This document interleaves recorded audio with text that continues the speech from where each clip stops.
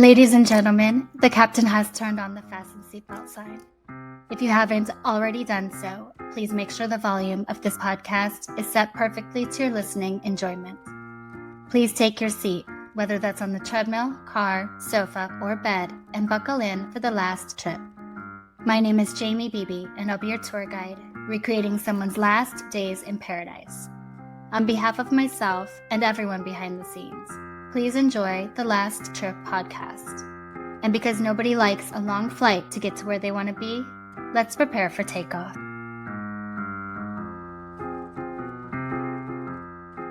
A tropical island, a peaceful yoga retreat, and a woman looking to expand her practice and find inner peace. But instead of a transformative journey, Taylor Casey's trip to the Bahamas became something much darker. A vanishing that left behind more questions than answers. On September 18th, 2024, we released episode 45, The Disappearance of Taylor Casey. In that episode, I walked you through the timeline of events and shared the details investigators made to the public. If you haven't listened to that episode yet, or if you need a refresher on the case, I highly recommend going back and listening first. It will give you the full context before we dive into today's conversation.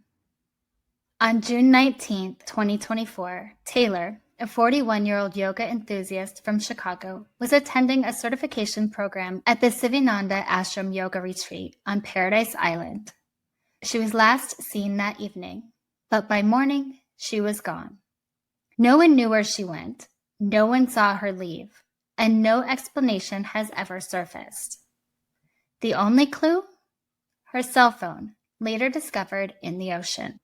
What happened to Taylor Casey? Did she leave voluntarily? Or did something far more sinister occur at this seemingly serene retreat? Her mother, Colette Seymore, has raised concerns about how the case is being handled and is desperate for answers. Today, we'll be speaking with Colette and Taylor's friend Emily to learn more about Taylor. What made her so special? And why those who knew her best aren't satisfied with the official story. They'll take us through the timeline of events, the latest updates, and the theories surrounding Taylor's disappearance. Could the truth still be out there? And if so, why hasn't it come to light? Let's dive in.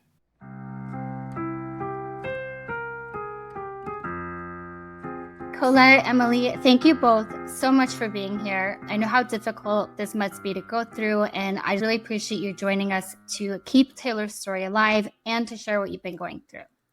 Yeah, thank you for having us, JB. Yes. Thank you. Can you start by telling us about Taylor? What was she like as a person? Just a loving and caring person and just smart and brilliant. Taylor just loved people. Taylor loved people, cared about people. And Taylor not only felt that way, Taylor showed you that that's how Taylor felt about you. Her love was just amazing. I have numerous kids, and I don't have a favorite, but Taylor is my child that really showed me that she loved me and she loved others. She loves family. She loves friends. She's an outdoor person, loves nature, like doing things, loves yoga. That's how Taylor wound up in the Bahamas, trying to become an instructor and to come back and teach people yoga and teach us moves and things of that sort. Taylor's just a caring person. Taylor loves to help people, especially the youth.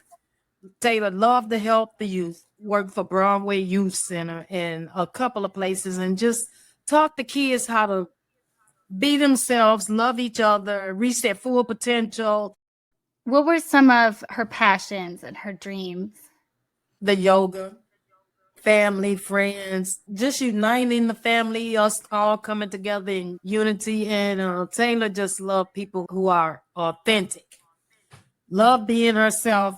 Taylor felt like you should just be able to be yourself around anybody, and that should be accepted. And Taylor was also really into personal development and leadership. Tay worked for Landmark, which is like a personal development and leadership company. Taylor worked for them for multiple years and then also was planning to lead a workshop when she got back from the yoga training. Taylor also was very serious about justice, and a lot of that really resulted from her own life experience, also her experience of working with queer and trans youths through the Broadway Youth Center at the Chicago Freedom School. So Taylor's always been an advocate, and Taylor's been my best friend for over 15 years. I know there's been times where Taylor has fiercely advocated for me, our friendship, how people talk about like a ride or die. Taylor was definitely my ride or die. Taylor is the kind of person who will always show up. Taylor always showed up for me, was always there. And the majority of the time, we just were really just like friends are. We were really concerned about what fun thing were we going to do that weekend, or what was happening in our relationship life or our dating life. Taylor and I have been so close that really Taylor is family. I remember that the first time that Taylor met my family was at a family wedding, my cousin's wedding. And it was a little bit stressful because the family was also planning the wedding, and the wedding was at my aunt and uncle's house, and personalities were really on display. And Taylor was so happy that Taylor was there with me, because Taylor was just taking everything in stride. And really at that time also got to know my siblings. I have a brother and a sister, and Taylor got to know them, and they consider Taylor a sibling. Also throughout the years, I've gone to Taylor's family functions and met all of Taylor's siblings. Of course, Colette and Taylor's dad, all the nieces and nephews. Taylor, in my life was definitely my best friend, the person who knows the most about me. One thing that Taylor and I often talked about a lot and took really seriously was like we really shared our goals with each other, and we helped to hold one another accountable to just growing and developing in life and accomplishing the things that we wanted to accomplish. And Taylor going to this yoga teacher training, this is a long held goal for Taylor, was definitely to get her teacher training certificate so that she could come back and teach here and incorporate that into all of the other community work that she's already been doing.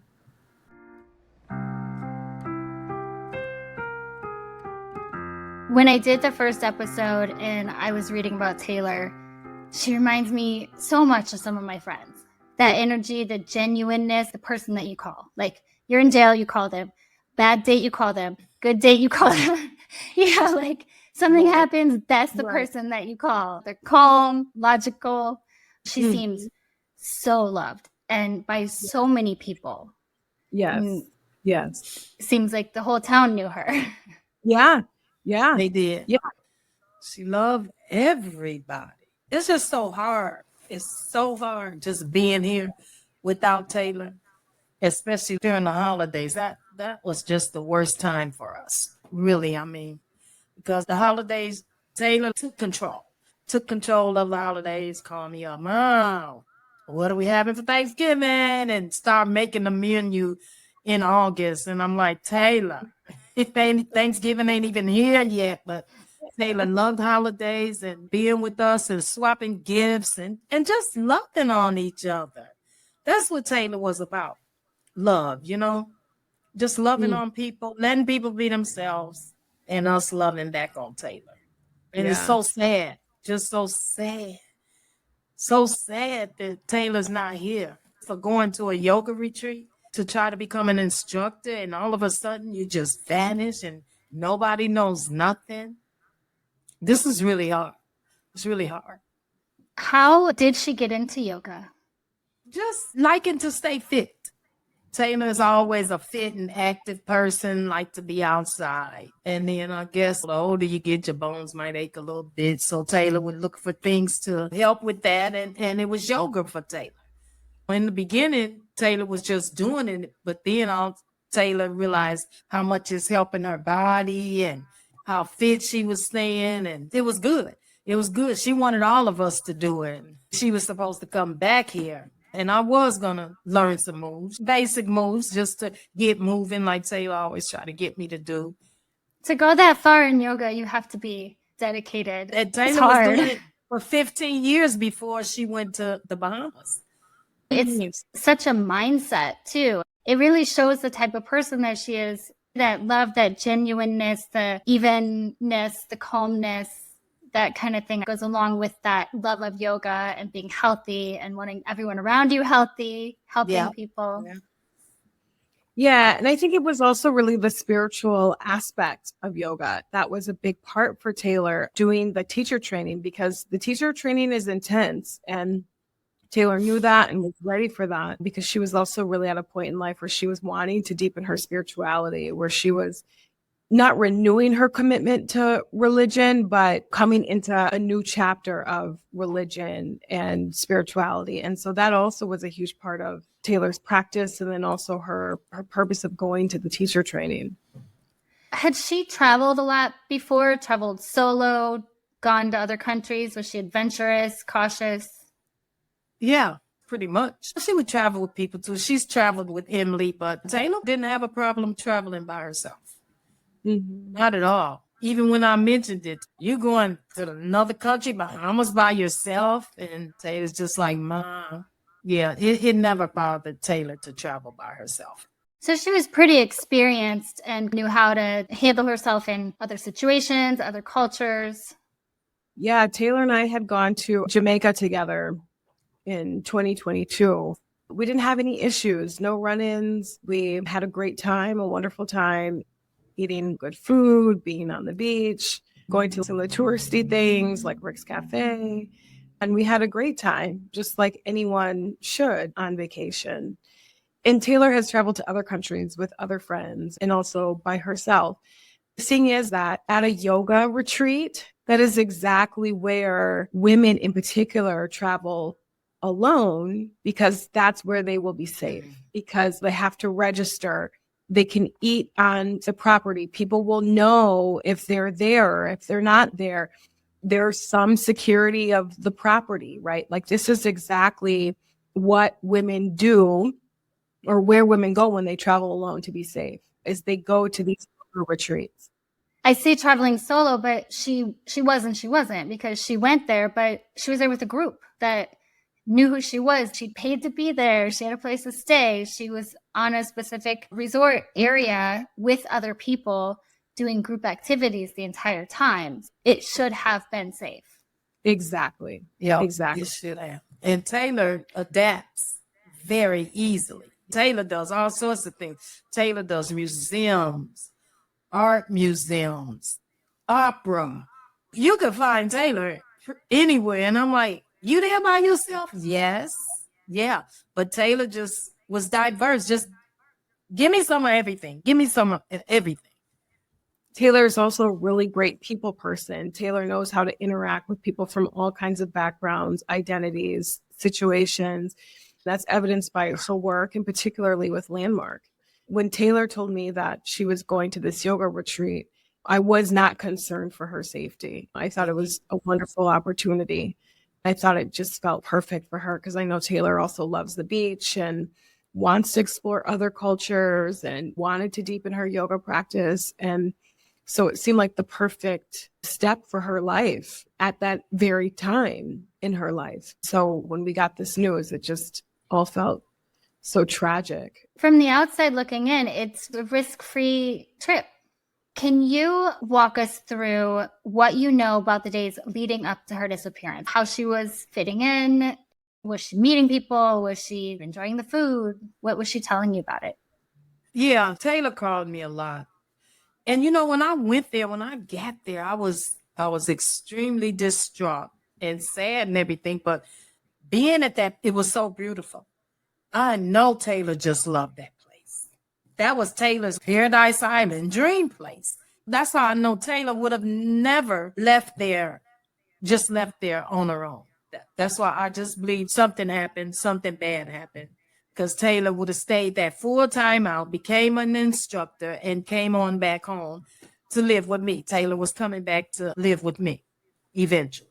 She called me on the 18th. Well, she was calling me during the week and she called me one day and said, Mom, this is hard. But I got the sense it wasn't hard like yoga is hard. It was something else, but Taylor wouldn't tell me that. And I just got a feeling that whatever it is, when I hung up, whatever it is, she didn't want me to know because, she's away and I'm here and she didn't want me to worry. But it was something in that last phone call that she gave me and said, this is hard. And I got sad. I'm like, what's hard? And then we were at Great Lakes somewhere on a vacation ourselves. So she cut the call really short, because she didn't want to disturb us on vacation. I was on vacation with the grandbabies. It was something about that retreat that I sensed that wasn't going right for Taylor. And I don't believe it had anything to do with the yoga, because Taylor loves yoga. She was sending me pictures of her in the water at the beach, just right in her element. Taylor was right at that place. Taylor was right in her element. When I believe in that gut feeling, especially a mother's instinct, whatever you were feeling was directly from her, saying that something's hard and you're not knowing what it is, but it's not the yoga. Exactly. But Taylor wasn't going to tell me because Taylor didn't want to worry me. When did you first realize that she was missing? What was your initial reaction? It's obviously a shocking thing, and no one is ever prepared for what to do in a situation like that. What did you do? When the lady called me on June 20th, because Taylor went missing late June 19th, she called me and goes all nonchalantly, "Have you talked to Taylor? This is the yoga retreat calling me, asking me have I talked to Taylor. Why?" So I got real on edge. I said, "What you mean have I talked to her? Taylor's there in the Paradise Island at your yoga retreat." And Taylor missed a couple of classes. And we were just wondering. I said, well, that's not like Taylor to miss classes, because Taylor loves yoga and that's what Taylor was there for. So I said, that's not like Taylor. I said, so did y'all report her missing? No, we were going to wait till after dinner. She missed a couple of classes that day. They have so many classes a day. We're going to wait till after dinner and see if she comes to dinner. Then if she doesn't come, then we're going to go and report it. I was in shock. Because if Taylor was going to do something different, I would have gotten a call. Hey, Mom, I'm not going to be at the retreat no more. I'm going to do this or do whatever. And then they went around 9:30 that night, 8:30, 9 o'clock, and reported Taylor missing. And we haven't heard from Taylor since. It sounds like they were so nonchalant about it. That's the part that shocks me. If I was running a yoga retreat and somebody didn't show up, they're staying there. Where are they? Those are alarm bells going off. Yeah, definitely.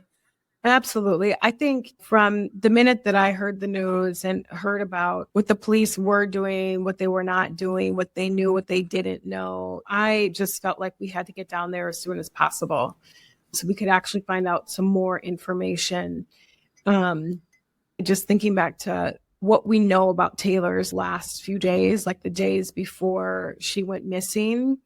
When we got there, the police told us that Taylor had been at the yoga retreat. Same thing with the ashram, that Taylor had been to all the classes except for on the 18th. And that was all that they told us. But then when we started asking more questions, we learned that there actually was much more going on. There had been COVID-19 going around the ashram, for example, and that several students had missed class. Taylor actually had been seen on the 19th and in the evening of the 19th. Even though she hadn't been in class, she had been seen.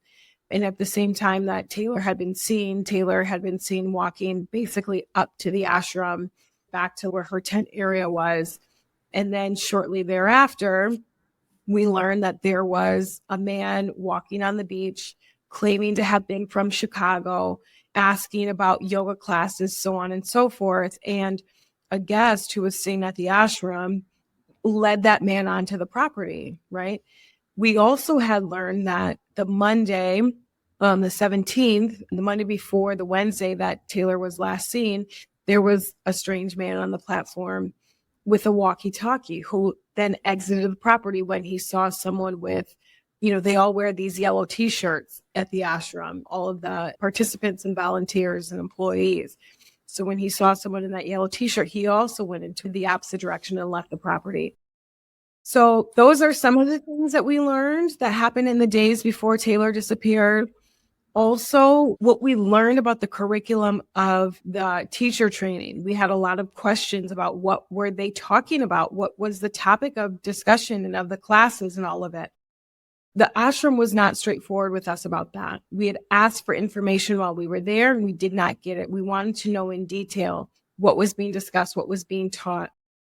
And they did share that they had this kind of approach, which is we break you down to build you up kind of approach is what they had, how they described it. And so we have a lot of concerns about that because when we returned from the Bahamas and we had the press conference and we were speaking about what we learned, we got a lot of tips from people who were either at the ashram at the time or had stayed at the ashram. And they had said that someone who had spoken to a participant of the very same teacher training said that the ashram itself does not do well with people who are trans, with people who are Black or brown, and that they had a difficult time integrating Taylor into the teacher training. We also saw a video that we found really disturbing. And that video was of Taylor leading a chant, which is something that they do regularly as part of the teacher training. They're practicing their teaching skills. But there was a woman who went up to Taylor and kind of cuddled up to her. And Taylor was visibly disturbed by that. She flinched and kind of winced. And so that leads us to have many more questions about what was happening, especially because the ashram has not been in touch with us. They have not offered any assistance. They have not called Colette to check in. As far as we know, they are not cooperating with the authorities. As far as we know, they are not lending assistance to the authorities in terms of helping this investigation move forward. And that certainly seems to be in contradiction of an organization that is actually really concerned about someone who went missing from their property. I saw that video that you're talking about, and it was interesting. I don't know Taylor. Some people don't like to be touched, and that's fine, but she visibly moved away when the woman came up. Is that like Taylor? I think the bigger question is, how were they treating Taylor and what were they trying to do? Because the way that we understood the purpose of leading the chants is so that everyone can get individual practice. So why was that woman up there in the first place? I mean, we have real questions about how they were treating Taylor while she was at the teacher training. And that seemed to be evidence of that. Were they antagonizing her? These are the kinds of questions that we have, because otherwise, why would that person be there and be cuddling up to Taylor like that? So those are the questions that we have. And it does not make it any easier that the ashram will not speak. The participants will not speak. If I were in a teacher training with someone who had gone missing, I would be saying everything that I knew. Absolutely. I wouldn't want to hide anything. And that's what it feels like. It feels like there's something to hide, which is why they are not speaking.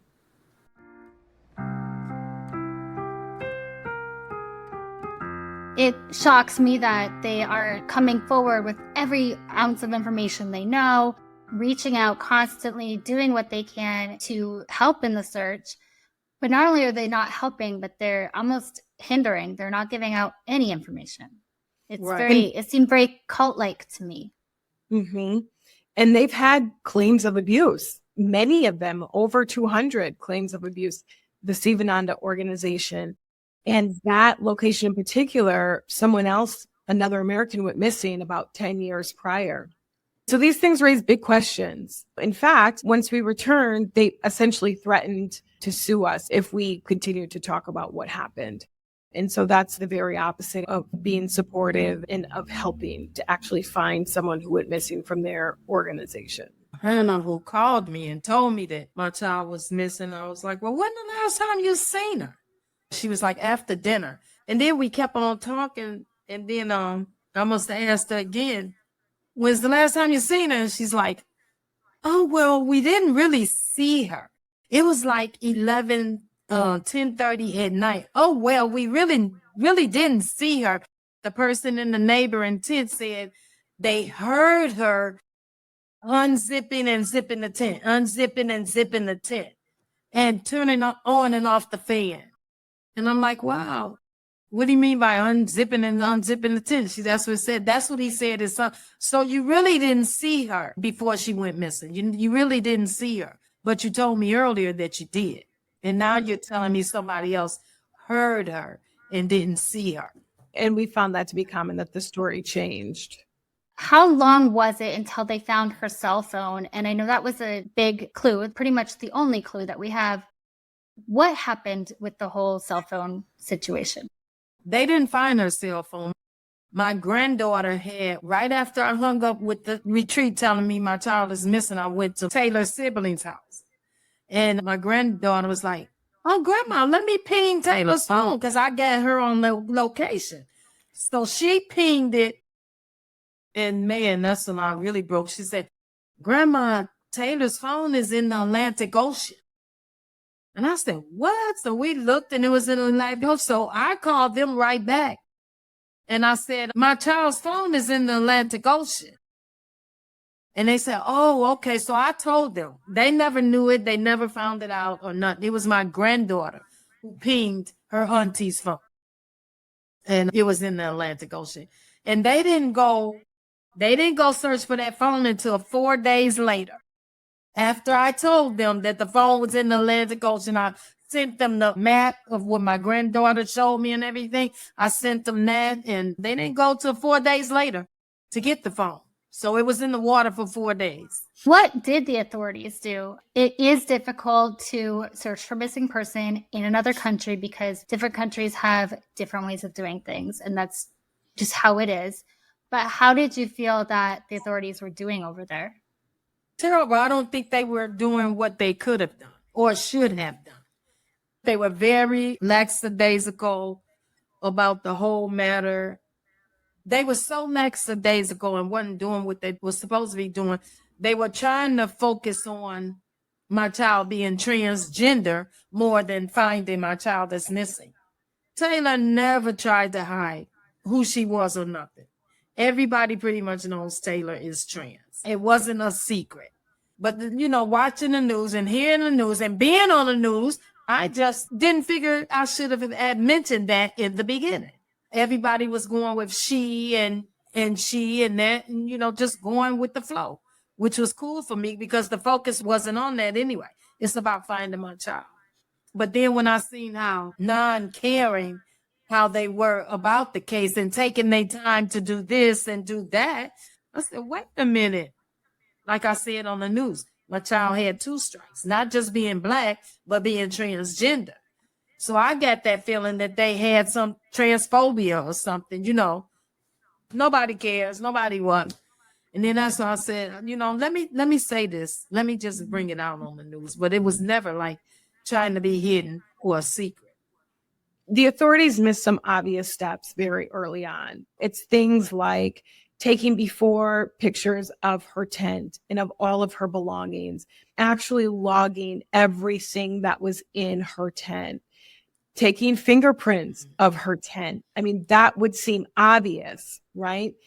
Also, to Colette's point earlier about the transphobia, it seemed that they were much more trying to focus on Taylor's potential personality quirks or what could have been going on in Taylor's life before even coming to the yoga retreat, more than they were focused on capturing details about what anyone may have seen or have learned anything suspicious. It did not seem as though they were trying to find out exactly what happened to Taylor. For example, they didn't even review the CCTV footage of the neighboring Atlantis hotel.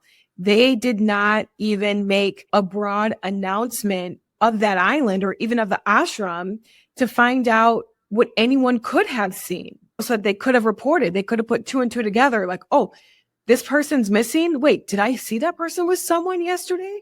They did not even do that. So there's information that they could have gathered that they didn't. Also, this has been a glaring omission for us. They did not question or interrogate the participants or the people at the ashram. What they told us is that they collected statements. They collected statements about who Taylor was or how Taylor was being in the teacher training. not about what could have happened or did they know anything? Were any of them involved? Those kinds of questions weren't asked. And that for us is a glaring omission. From the very beginning, we have one purpose, and that is to find Taylor and to bring Taylor home. And there is nothing else.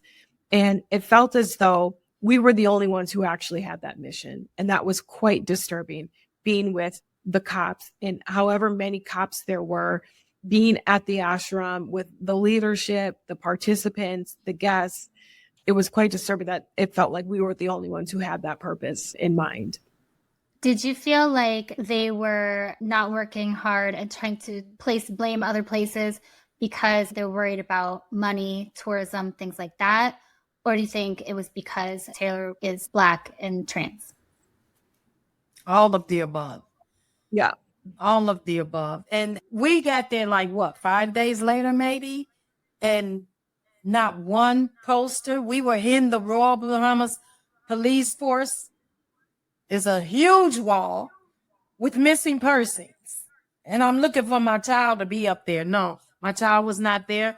There was not a poster in the yoga retreat. Like I said, the students didn't even know Taylor was missing. There's things you do when somebody is missing as fast as you can because time is of an essence. Let's get this poster out here, get it seen. Maybe somebody's seen him. They didn't do any of that. There were so many missteps there with how long they waited to report her missing, with the police.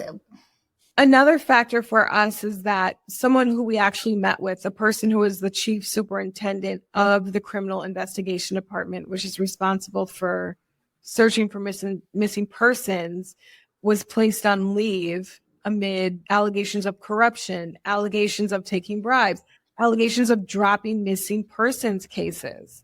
And so that to us doesn't seem like a coincidence, right? Like that was for us a moment where it actually felt like this makes more sense if it were corruption because of the non-action or the major omissions in the investigation.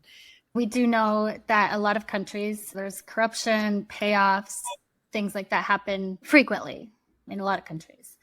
Do you think that the ashram knows more and maybe they were part of this payoff corruption possibility? I do. Yeah, I have that gut feeling. Yeah, it was so creepy there. It was so eerie. The Swami was holding back. They made the students hold back. We were there like 4 hours before we could even talk to a student. We had to beg them to let us talk to the students and see what they knew. And they stayed in there while we were talking to the students. They made sure of that. It was such an eerie feeling there, like all of them knew something. I thought they were all in cahoots, the Royal Bahamas Police Force and the Sivananda Yoga Retreat. I feel like they all know something. And that's why we're not getting updates. It's been since November 14th. Haven't heard anything from this. It's been since June. We don't know any more now that we found out in June. We don't know any more right up to February 18th. Tomorrow will be 8 months. 8 months to the day. And we don't know anything more than what we heard when we were down there in June.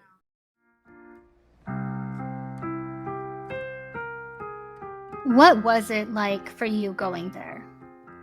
Horrible. They're horrible. I cried, just landed. I'm just crying like a baby. And then we're walking through the airport and they're standing there with a sign talking about welcome Colette Seymore. It made me so angry. Don't welcome me here in the Bahamas unless you have my child standing next to you. This is not a welcome to me. It felt horrible going there and seeing the signs made it worse. Normally, I would probably feel good. Hey, they got my name called. No, there's nothing about this welcoming. Nothing about this is welcome. Where's my child? So I felt extremely horrible and angry and mad and just everything. Did you feel like you really had to push them once you were there to pay attention, take you places, do their job? I couldn't do much of nothing. I was just too outdone. And then to be over there, but Emily, yeah, she got him on the stick. She got him on the stick. She made him answer questions. I mean, she was just awesome. Awesome. And then they had us in a room with like 18 people. I just thank God that Emily was there. Emily pretty much handled all of that because I was shell shocked. I'm just in there sitting around watching all of y'all. You need all of y'all in here, and y'all ain't letting me see the person I want to see is Hannah. I wanted to see the young lady that called me up on the phone, told me she walked around for 3.5 hours looking for my child. She was the first one. No, I wanted to talk to her, and she was there on the premises, and they never let me talk to her. She never came. They sent everybody but her and the neighboring tent, George, who heard the tent zipping up and down. We couldn't talk to either one of those people. Emily, how were you able to take control in that situation with the police and with organizing things in another country? Was it primal, or do you have experience in dealing with authorities? Number one, I love Taylor deeply. Taylor is my person and my best friend. So I will always fight for Taylor. And that has always been the case. So that's one. And two, yeah, I do have some experience of working internationally in political spaces with authorities, with government officials, all of those things. So I do have that in my background. And some of it also is basic logic. Your details aren't adding up here, number one. So let's get these details straight. Is it this or is it that? You're not going to tell me both things and have that fly. Number two, there were a fair amount of biases. And so again, naming those things, like, let's get this straight. What is this really about? And then we had to insist that, no, we will be going to the ashram. We will be talking to them. We want to see what you all have done. If you all say that there was a sniffing dog who picked up Taylor's scent, you're saying it's close to the beach. We want to see how close to the beach it is. We did have to insist on those things. And some of that is primal, because when it's your loved one who is missing, there's some things you just cannot accept. We were very much in that position. And unfortunately, in the best case scenario, we would have met with detectives who gave us an honest briefing. And I think this probably was like the number one sign for us, is that they didn't have a clear idea of next steps. It was like they wanted to just present us what they had, which was very little. It was lacking, seriously lacking. And then they just wanted us to accept that and say that we were satisfied. And there was no way. There's no way that we were satisfied with what they presented. So yeah, some of it is primal, just about loving someone. When you love someone, you're not going to just settle for anything, for breadcrumbs or for a lackluster investigation. I wouldn't even have called it an investigation at that point. From what I learned about the case, it really does seem like you guys made your own investigation. You really found the most information and tried to put everything together. What were some of the clues that you found? What did you find within her tent? I know there was a boat ramp near where her cell phone was found. There was a guy on that boat. How did her phone get there? Have you been able to put any of these clues together into something? We haven't been able to put it into something, into like a cohesive narrative about what may have happened. We have ideas, we have theories, we have things that we think are more probable than others. And that's why it would be really helpful if the police in the Bahamas were doing an actual investigation, right? If they were actually requiring people to talk to them. And for instance, the boat driver or the dock off the property of the ashram, there's guest housing and there's staff housing right near the dock. If there was a boat that came up, someone should have heard that, right? So it'd be really good if there could be those kinds of questions, as opposed to these theories that are actually pretty improbable. We feel quite confident that Taylor didn't throw her own phone into the water. It would make much more sense that it was a crime of opportunity, that someone had misled Taylor or coerced Taylor or forcibly took Taylor onto a boat and then threw her phone into the water, because the phone obviously could track them the location. That seems much more probable than Taylor threw her own phone into the water and then left the ashram of her own volition. I mean, that makes zero sense, right? Do you know if her phone was, how far it was when you got to go there and see? Was it something where someone threw it from the edge, or was it more like you were in a boat if your phone was all the way out there? Yeah, it would seem like you were in a boat, because they said it was 50 feet out from the dock. You mentioned the guest houses and things. I had read that there were some empty, abandoned houses, possibly a party going on, not to do with the ashram, but right next to it, close by. Possibly some criminal activity was going on. Do you know anything about that? Were you privy to any of that information? We received that information through a tip of someone who was staying at the ashram at the same time that Taylor was in the teacher training and then also had disappeared. This was also really interesting because the person was saying that there was what they refer to as a mansion on the other side of the ashram. When we were there, we were told that it was unoccupied, right? That no one was there. But when we received this tip, they said actually it was like a party. People were coming and going. This is what they said, that they were coming and going in a boat. It seemed as though they were carrying cargo in and out. Again, that's another omission, right? That seems like obvious, important information. It's something to follow up on. And to our knowledge, the police have not done that. They did not tell us that that was part of their investigation. You mentioned you got that from a tip. Were there a lot of tips, witnesses? I read a few things online, mostly about the ashram, disturbing things from people that had been there.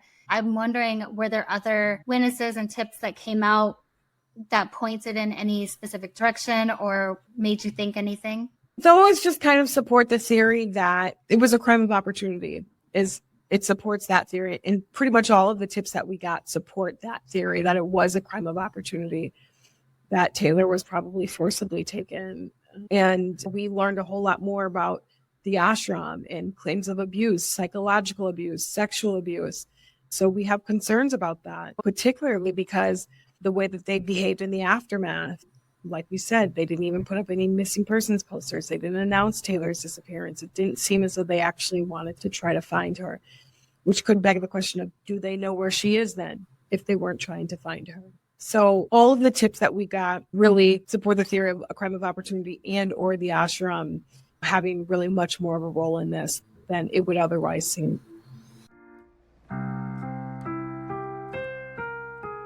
In any missing persons case, people ask if the person may have left on their own volition. They wanted to start a new life somewhere, which really doesn't happen. It's very, very, very rare for somebody to go start a new life somewhere. It's extremely difficult, and it's just not a feasible thing that people go out and do. Has she ever been cited? Is there any way that she's out there somewhere kidnapped? Any witnesses came forward? Any tips that have cited her since then? No. Taylor was happy here in Chicago. Taylor was happy with her family, her friends. Taylor was living the life before Taylor went to the Bahamas. Yeah. I just feel like if Taylor is still alive on this side of the earth, that something is wrong, because Taylor would have contacted me by now. Taylor's a smart girl, brilliant, intelligent. Taylor would have contacted me by some kind of way. Some kind of way, Taylor would contact me and let me know that Taylor's okay. Yeah, I just got the hunch Taylor was abducted, kidnapped, whatever you want to call it, against her will. That's the only reason Taylor's still over in the Bahamas. Because if Taylor had done anything else differently, wanted to go, move on, doing it, Taylor would have told me about.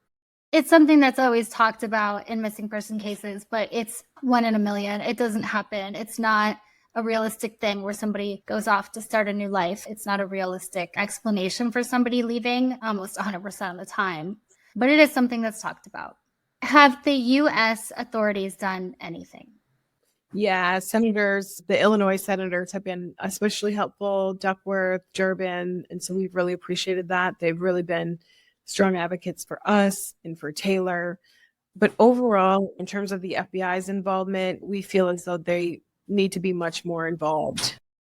Same as how we felt about the State Department. They told us that the U.S. has a great relationship with the Bahamas, yet they didn't leverage that relationship to encourage the Bahamas to do all they could to find Taylor. Those are the kinds of things that if the U.S. government wanted to get behind actually finding Taylor, they would have found Taylor by now. We just feel as though there needs to be more. We really appreciate what Duckworth and Durbin have done and how they have shown up. And there needs to be more. As we've said from the very beginning, the FBI needs to lead this case. For whatever reason, the police in the Bahamas are not doing it. right? And it's now been 8 months. We knew that when we set foot on that island. We knew that they were not doing the investigation and they were not doing enough. And now 8 months later, I don't know if anybody needs any more evidence, but they are not doing enough on this investigation. We know that when a white woman goes missing, every resource is deployed and they have answers maximum in 2 weeks, right? We just saw this with Hannah Kobayashi. They last saw her traveling, crossing into Mexico. She's been in Mexico, and yet they were able to put her in contact with her family. Same thing is true with countless other white women. And so we know that they have the resources and that they can find Taylor. We want them to have the will to do so. Do you know if the U.S. has gone over there at all? The government, the FBI, the authorities, have they physically gone and looked at all? The legal attaché in the embassy in Nassau has done some work with the police in the Bahamas. At first, mostly she's had observer status at the beginning, but she was not leading the investigation. And then also the Bahamas have asked for assistance on 2 specific things, cadaver dogs, for example. And so the FBI then has, the legal attaché has facilitated those things. But this is why we're saying that's not enough. We need a very skilled investigator to lead this investigation, to take it over, because we're confident that Taylor can be found and that Taylor is alive. Have you looked into getting a private investigator, which I know is very difficult. It's not as easy as saying, hey, get a private investigator. Is it something that you've been able to look into or do at all? Yeah, absolutely. There's a little bit of a misnomer about how private investigators work. Private investigators aren't going to just go down there and be Sherlock Holmes on your behalf, right? They do these things, which is like building relationships and local relationships and those kinds of things. It doesn't necessarily hold up in a cross-cultural context when there's quite a bit more at play and there's not yet enough information to really put together another case, essentially, if you're only going to use what the police have already collected. We're not ruling that out at this point, but we've had enough engagement with private investigators to know that they're not necessarily going to be the quick fix that we would all hope and we all need right now. Like, private investigators are not like you see on TV, and it's expensive and it's difficult to find a good one. Because you were there and you saw the setup and everything, what was the water like? How close was she to the water, her tent, or were there big cliffs, anything like that where there could have been an accident? you know, not an accident, right? It's not like Rick's Cafe in Jamaica where you could just fall off and the water could be really choppy. The ashram is situated, there's like a long beach, really beautiful beach on one side, and then there's a port on the other side. It's like a harbor on the other side. And so it wouldn't be like a freak accident. While we were there, we learned that no one had ever seen Taylor even get in the water, that Taylor would sit by the water so that the waves could come up and wash over her legs or her feet. But Taylor didn't swim in the ocean. No one had seen her swim at all in the ocean. Taylor could swim, but Taylor wasn't a big swimmer. Even Taylor and I went to Jamaica, and Taylor got in the water a couple of times with me. I'm someone who loves the water. I was in the water almost all day, every day on a beach vacation, but that was not the case for Taylor. So we don't believe that it was a freak accident that happened. Well, and she went missing at night in the dark. I find it very unlikely that most people go into the ocean at night on their own. That wouldn't be on most people's minds. It's sure not Taylor's. Yeah, right. If she's not a big ocean person, and even then, you're not going to get in the water at night. People just don't get in an ocean at night. It's not realistic, in my opinion. Right, it's not. There are a lot of theories out there online. I'm sure you guys have read them, looked at them. Where are you at right now with your theories? And what is there that anyone out there can do to help? Like, we need more people to call the senators. What can people do to help you get the best possible result? Yeah, that's what we need. But I just want to say, they had a cockamamie story about Taylor being in the water at midnight, with some green pants on and a shirt, and was all discombobulated and climbed back up on the, just malarkey. I read something about, like, she loved to swim, and so she went swimming in the middle of the night. But there are things in the water. No one goes swimming in the ocean. I could be wrong, but I don't know anyone that wants to go swimming in the ocean alone at night. We need people to continue praying. Just continue praying for this situation. And we need people over in the Bahamas to come forward. If you know something or you know anything or heard anything, we have that reward out for $10,000. And if you just know, I'm just asking the people to have a heart. Know that this is a human being missing. It's my child. It's Emily's friend. Just think if it was your family member or your friend or whoever was missing. Please do what you would do in that situation. Please let somebody know the Royal Bahamas. We would rather them contact us directly if they do know anything. We have information out there on the reward poster and things like that.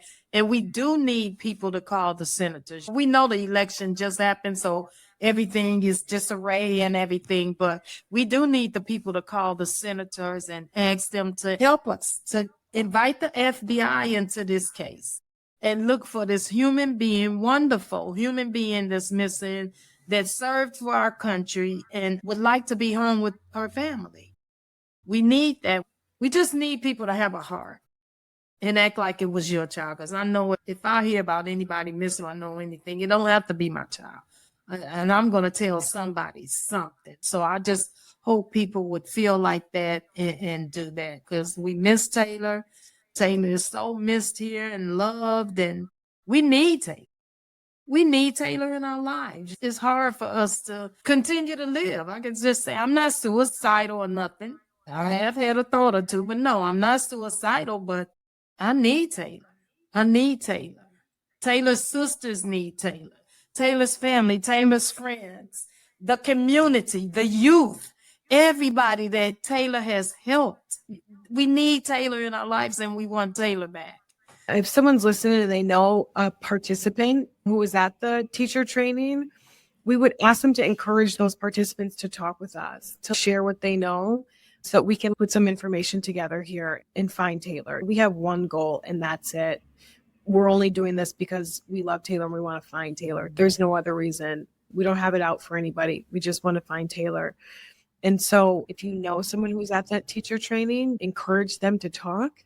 And I would also say, yes, please do put pressure on the senators to utilize every resource they have to find Taylor. And then also to donate, because this is very expensive. It's attorneys, it's private investigators. It's going to the Bahamas to actually meet with the police there. No one plans to have their loved one go missing, and this should not happen. And it is a major expense to keep this going and to do everything that we need to do legally to ensure that there is accountability and to ensure that there is an investigation. And people can find the donation link at the Find Taylor KC Instagram page. And I'll put all of those links in the show notes for anybody that's listening that wants to go in there and donate, write to the senators. One other thing is just that awareness that Taylor's missing. Post her photo. Share her photo, post her photo. This woman is missing. Let's find her. The more that it continues and continues, and it can keep growing, because I know it's easy for cases to go cold really quick. And we do not want that with Taylor.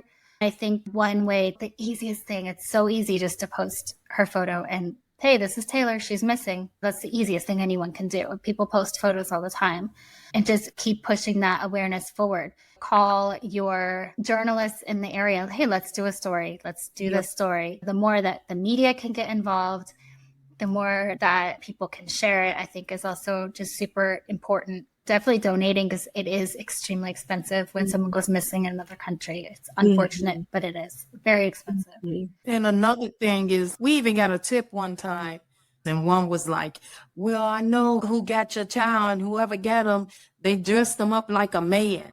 So now they cut his hair and he looks so, I'm just saying this to say Taylor could be looking different. If somebody's trying to disguise Taylor and Taylor's not looking like the posters we put up and stuff, Taylor could be looking like a man now if somebody's trying to humiliate Taylor or anything.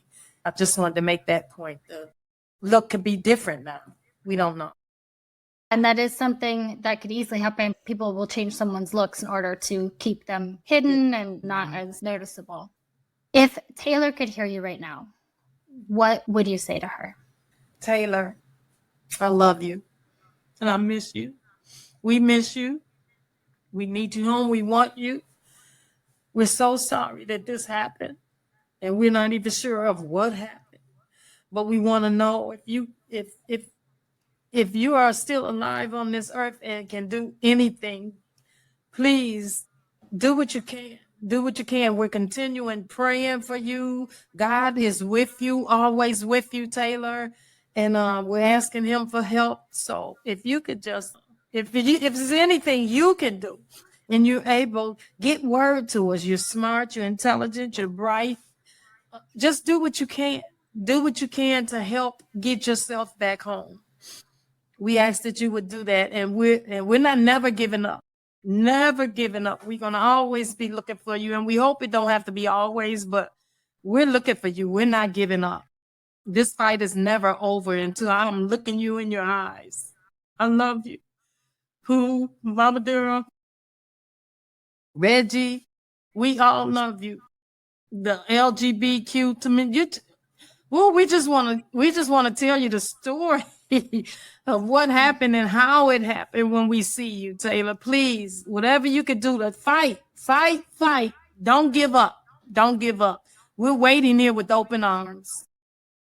I love you. Yeah. And I would just say, Tay, stay strong. Remember who you are. We love you so much. And we're not stopping till we find you. I'm so sorry you guys are going through this. I really am. Yeah. Hopefully we can do something, get some awareness. Colette, Emily, I can't thank you enough for being here and for sharing Taylor's story with us. I know how difficult it is all these months, but I think your strength and love and determination and prayer will find the truth. And you guys are really inspiring, and I wish you all the love in the world, and I hope that we find Taylor.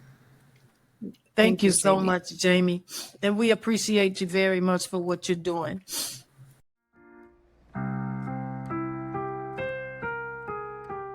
Taylor is so much more than a missing person. She's a daughter, a friend, a vibrant soul who deserved so much more than the silence that has surrounded her case. The fight for answers isn't over, and I hope that by sharing her story, we can help bring new attention to Taylor's disappearance and push for the justice she deserves. Taylor's disappearance remains one of the most unsettling mysteries we've covered. A woman traveling for peace and purpose, only to vanish under circumstances that raise more questions than answers. Taylor Casey traveled to the Bahamas in search of growth, peace, and purpose. Instead, she vanished without a trace, leaving behind a trail of unanswered questions, missing details, and growing concerns about what really happened at the Sivananda Ashram yoga retreat. Her last moments remain shrouded in mystery. No clear witnesses, no official explanation, just a single clue: her cell phone found in the ocean. What we do know is that her loved ones are still searching for answers. They have fought tirelessly to keep her story alive, to push for a real investigation, and to demand justice for Taylor. But they cannot do it alone. If you have any information about what happened to Taylor Casey, no matter how small, please come forward. There is a $10,000 reward, and someone out there knows the truth. Thank you for joining us for this episode of The Last Trip. We'll continue to follow Taylor's case, and we encourage you to share her story, keep the conversation going, and help bring her home.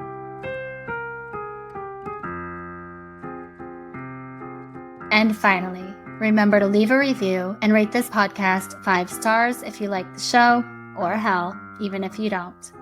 But either way, feel free to let me know what you think. Please follow The Last Trip on Instagram at The Last Trip Crime Pod and subscribe on Patreon to support the show. You'll get extra research, videos, photos, and updates, and even learn more about my personal travels. That's patreon.com/The Last Trip Podcast. I'm Jamie Beebe, bringing you your last trip and signing off until the next one. Thanks for listening.